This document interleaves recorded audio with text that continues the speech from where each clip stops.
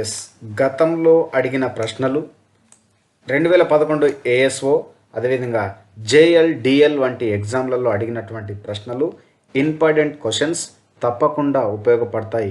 ఒకసారి ఈ వీడియో చూడండి. సంతల్ జనాభా ఉన్న రాష్ట్రాలు ఏవి? జార్ఖండ్, పశ్చిమ బెంగాల్ సంతల్ జనాభా ఉన్నటువంటి రాష్ట్రాలు. అదేవిధంగా భారతదేశపు మొట్టమొదటి గిరిజన రాష్ట్రపతి అయినటువంటి ద్రౌపది ముర్ము కూడా ఈ యొక్క సంతల్ తెగకు చెందినటువంటి వారే అని గుర్తుంచుకోవాలి. మేఘాలయ ప్రత్యేకంగా గిరిజన రాష్ట్రం. ఆ రాష్ట్రంలో నివసించే గిరిజన తెగలేవి? 2001 జేఎల్లో అడిగినటువంటి ప్రశ్నలు ఇవి. ఖాసీలు, జయంతియాలు, గారోలు. దీనికి ఆన్సర్ వచ్చేసి మరి అదేవిధంగా ఈ మూడు తెగలు తమదైన ప్రత్యేక భాషలను కూడా అదేవిధంగా ఆచారాలను కూడా కలిగి ఉన్నాయి. వీరంతా ప్రధానంగా ప్రకృతిని ఆరాధిస్తారు. అందులో కాశీలు 46%, అదేవిధంగా గారోలు చూస్తే 31% జనాభా కలిగి ఉన్నటువంటిది గుర్తుంచుకోవచ్చు. ఖాసీలేమో ఎక్కువ ఉన్నారు, గారోలేమో సెకండ్ ప్లేస్లో ఉన్నారు. జనాభా పరంగా దేశంలో అతి చిన్న రాష్ట్రం ఏది? ఇది 2011 డిఎల్లో అడిగినటువంటి ప్రశ్న. ఆన్సర్ వచ్చేసి సిక్కిం. మరి సిక్కిం 2011 జనాభా లెక్కల ప్రకారం చూస్తే ఆ రాష్ట్ర జనాభా సుమారు 6.1 లక్షలు మాత్రమే ఉంది.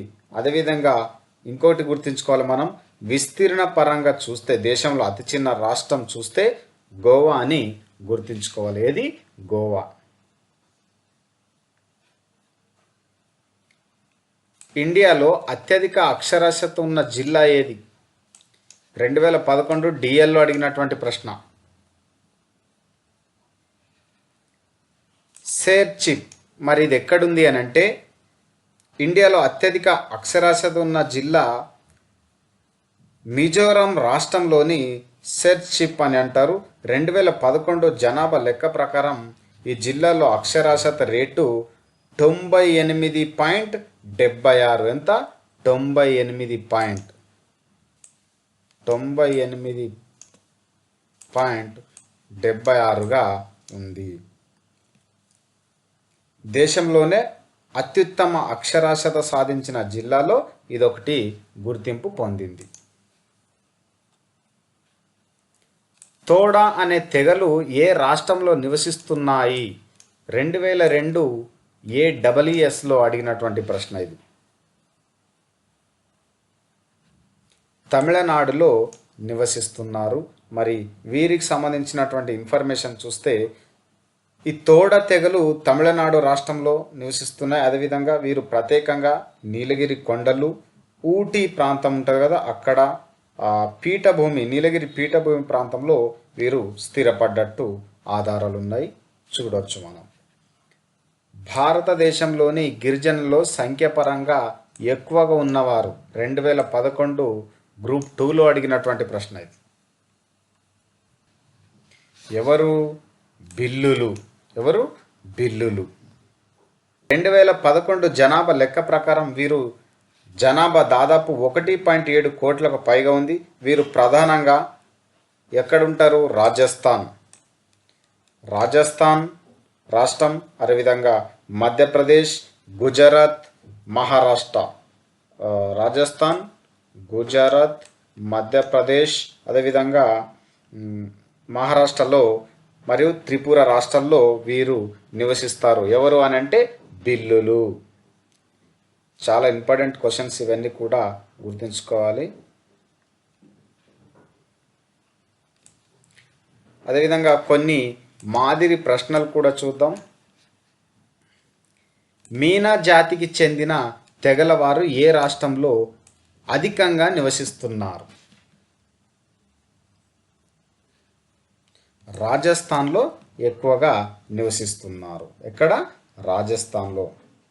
11లో గిరిజన జనగణన స్వాతంత్ర అనంతరంలో ఎన్నోది? 7ది అని చెప్పవచ్చు.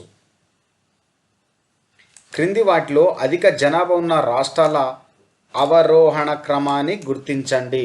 ఇలాంటి ప్రశ్నలు చాలాసార్లు అడుగుతున్నాడు. ఉత్తరప్రదేశ్, మహారాష్ట్ర, బీహార్, పశ్చిమ బెంగాల్ ఇది అవరోహణ క్రమంగా చెప్పవచ్చు. 2011 జనాభా లెక్కల ప్రకారం జనాభా వృద్ధి రేటు అధికంగా ఉన్న రాష్ట్రం ఏది? మేఘాలయ రాష్ట్రం. ఏది? మేఘాలయ. 2011 జనాభా లెక్క ప్రకారం భారతదేశంలో జనసాంద్రత ఎంత? 382. 2011 జనాభా లెక్కల ప్రకారం అత్యధిక జనసాంద్రత ఉన్న జిల్లా ఏది? నార్త్ ఈస్ట్ ఢిల్లీ అత్యధిక జనసాంద్రత కలిగి ఉన్నటువంటి జిల్లా. క్రింది వాటిలో అండమాన్ నికోబార్ దీవుల్లో నివసించని తెగ ఏది? ఏమంటుండే ఇక్కడ? నివసించని తెగ ఏది అని అంటుండే ఇక్కడ. మోప్లాలు అండమాన్ నికోబార్ దీవుల్లో నివసించరు. వీరు కేరళలోని మలబార్ ప్రాంతంలో స్థిరపడ్డారు. మరి వీరు అరబ్ వర్తకులు, స్థానికుల మహిళా సంతానంగా ఈ మోప్లను చెప్తారు. ఈ తెగవారు ఎక్కువగా వ్యవసాయదారులు, అదేవిధంగా కార్మికులు. 1921లో బ్రిటిష్ పాలనకు అగ్రవర్ణ భూస్వాములకు వ్యతిరేకంగా వీరు చేసిన సాయుధ మోప్ల తిరుగుబాటు, దీన్నే మలబార్ తిరుగుబాటు అని కూడా అంటారు. భారత స్వాతంత్ర సంగ్రామంలో ఈ యొక్క తిరుగుబాటు చారిత్రాత్మకమైంది అని గుర్తుంచుకోవాలి. ఇది చారిత్రకంగా నిలిచినటువంటి మోప్ల తిరుగుబాటు. ఎవరు చేశారు అంటే మోప్లాలు చేశారు. వీరు ఎక్కడుంటారు? కేరళలో మలబార్ ప్రాంతంలో స్థిరపడ్డారు. వీరు ఎక్కడి నుంచి వచ్చారు? అరబ్ వర్తకుల నుంచి వచ్చారు. ఎవరు? మోప్లాలు. జనాభా లెక్కల సేకరణకు సంబంధించి ఏ సంవత్సరాన్ని గొప్ప విభాజక సంవత్సరంగా పేర్కొంటారు? 1921ని పేర్కొంటారు. ఎందుకు 1921ని పేర్కొంటారు అని అంటే, భారత జనాభా చరిత్రలో ఈ 1921వ సంవత్సరాన్ని మహా విభాజక సంవత్సరం అంటారు. కారణం చూస్తే ఈ 1921వ సంవత్సరం వరకు భారతదేశ జనాభా హెచ్చు తగ్గులకు లోనవుతూ కరువు మరియు అంటువ్యాధులు ఏవేవి? ప్లేగు, కలరా వంటి రోగాలకు కారణంగా కొన్ని దశాబ్దాలలో క్షీణితను కూడా చవిచూసింది మన దేశం. అయితే ఈ యొక్క 1921 నుండి ఆ తర్వాత వైద్య సౌకర్యాలు మెరుగుపడడం మరియు అంటువ్యాధులు అదుపులోకి రావడంతో మరణాల రేటు ఏమైంది? మరణాల రేటు తగ్గింది. మరణాల రేటు తగ్గడంతో ఫలితంగా భారతదేశ జనాభా ఎలాంటి క్షీణత లోను కాకుండా స్థిరంగా నిరంతరం పెరుగుతూ వస్తుంది. అందుకే ఈ 1921ని జనాభా లెక్కల సేకరణకు సంబంధించి గొప్ప విభాజక సంవత్సరంగా పేర్కొంటారు.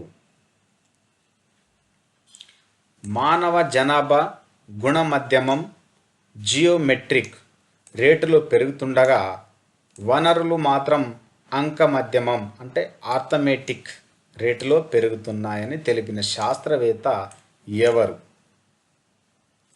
మాల్థస్ అనే శాస్త్రవేత్త తెలియజేశారు. ఇది ప్రీవియస్ ఎగ్జామ్లో వచ్చినటువంటి ప్రశ్నలు. ఈ వీడియో నచ్చితే తప్పకుండా లైక్ చేసి సబ్స్క్రైబ్ చేసుకోండి. Thank you.